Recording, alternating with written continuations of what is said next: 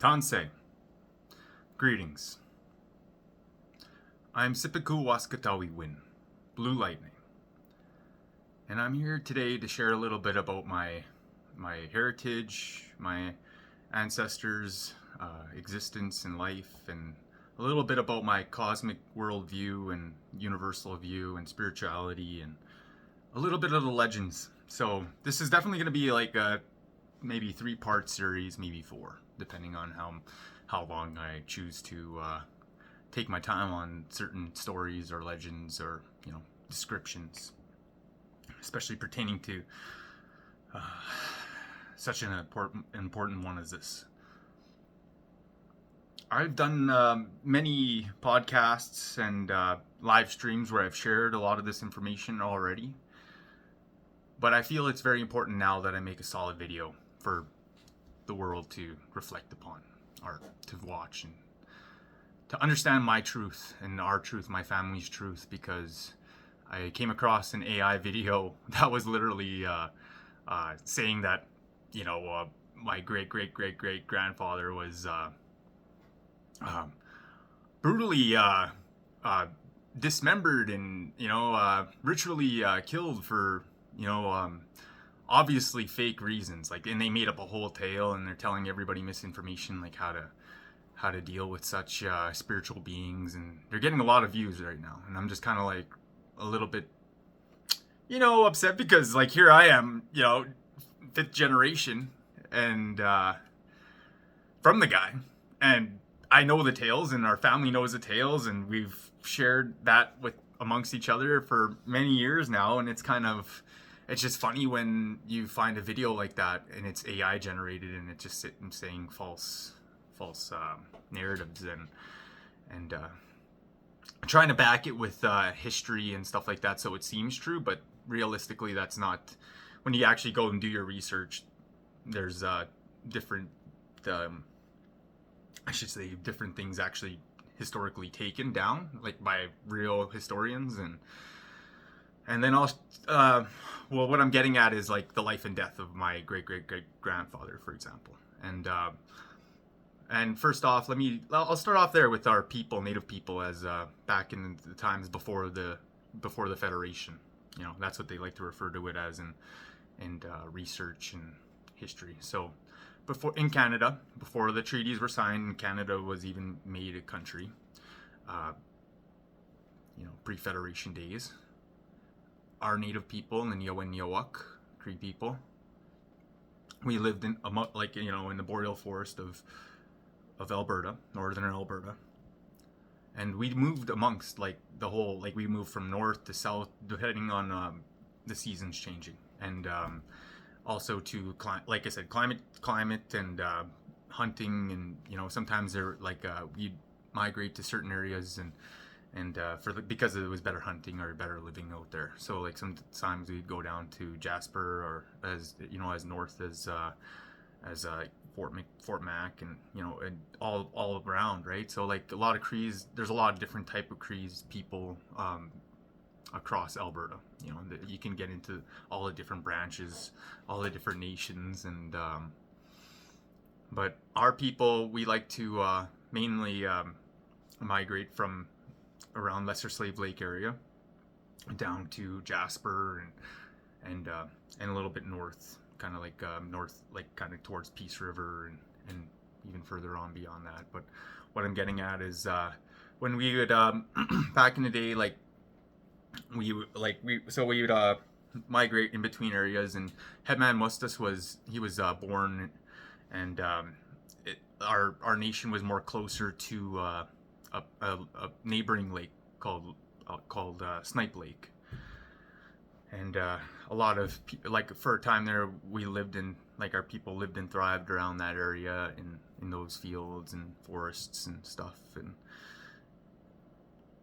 and he grew up there and learning the ways of life and trapping, as far as down as Swan Hills, and he traveled across down south, and actually was during this time too, where there was a lot of even though there was people talk a lot about the war between Blackfoot and Cree, but there were like a lot of times when they were just friends and we actually worked along with each other. Like there were a lot of confederacies and a lot of friendships and allies. So it was like it would, you know, like a lot of people believed like the propaganda and the hate of all that, right? But realistically, that was a more of the fur trade created that war, because it was like a war for over the furs of the beavers, right? So and the lands, hunting lands and stuff. So what I'm getting at is Mustas, he grew up very, very traditional in his time. He was a great hunter, renowned hunter, and because of his hunting skills and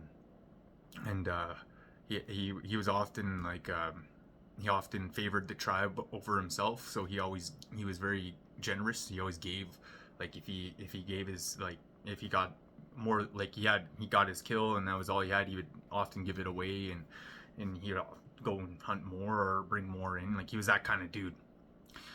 And what ended up happening was he ended up learning a lot of the traditional medicines and plants and the truth of spirituality, ceremonies, and how to conduct them. And because he would soon take over such a leadership role. And his mother was very spiritual. His mother was a very spiritual woman, and she was known as like she could see the future and stuff, right? So she would end up teaching him a lot of what she was taught by other shamans and from her spiritual quests and vision quests and knowledge from the spirit world. And once this, he ended up healing a lot of people and doing a lot of work on his own spiritual path and journey. And he was known a lot like around the lake and the areas, because he would heal a lot of different people from a lot of different like tribes and small camps and people that lived along the lake in certain areas. And so he had the name, like he got a name for, like he became a headman of our tribe, or of our people, because he was a well-known healer. And so because he was a well-known healer, a lot of people had to like other medicine men and stuff like that would often go to him for seeking advice or getting you know, certain plants or medicines they didn't have, they'd share, right? And eventually a lot of people started to like there was like this new like it was a dark portal or dark evil like that came out of the land, and it started to infect a lot of people. And they're not sure if it was other dark practitioners of spirituality that opened the door, but they summoned this dark spirit. And you guys know it as, like, the general public knows it as a wendigo, right? But we have a certain word for it. But reason why we don't say that word is because it's like you're calling that evil out, right? And so what ended up happening was Mustas was healing a lot of people, and so like a lot of medicine men were like there's this word of this camp that was attacked, so they went to him and they got him to go out there and go check it out. And when they arrived at this camp was totally slaughtered. There was all these people, they were just massacred, dead, like. And this is, you know, shocking and both alarming and shocking, and like, you know, they didn't know how to like they're like, well, what should we do, right? Like, what do you think this was? Like, do you think this is, you know, animals or what? And then so like they ended up doing a spiritual ceremony, and that's when the spirit world was like telling them, like, this is like an evil being out there that's taken form through someone. Like, it's entered into somebody, and it's like transforming them, like their bones are restructuring around, and it's becoming a monster, or whatever, right? And you're gonna need to take these hunters out, and you need to use these certain it was like certain weapons and things that were blessed to deal with this spiritual being. And I'm not gonna say what or what was used, because I don't want anybody else to go out there and hurt themselves, because this is the real deal here, right? And people that know for a reason, and we'll keep it amongst ourselves, right? But so what ended up happening was, because like if you tried to do it without these things, the thing had like it had super strength and different kind of like abilities that would be able to just like shock you and like put you in a state of shock that you would be just like your muscle petrified, you know, you wouldn't be able to move.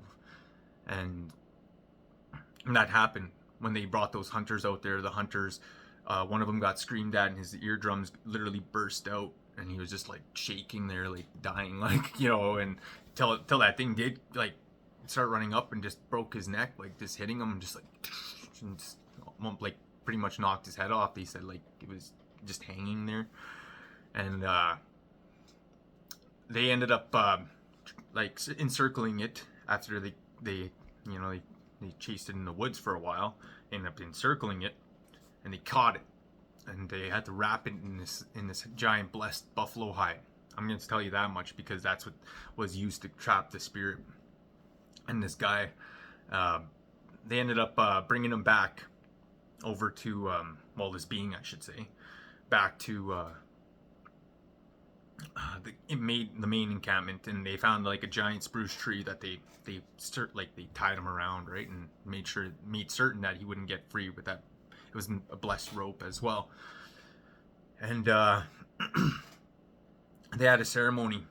No, so the elders had a ceremony at this point for Mustus and the other medicine men that were there to help him.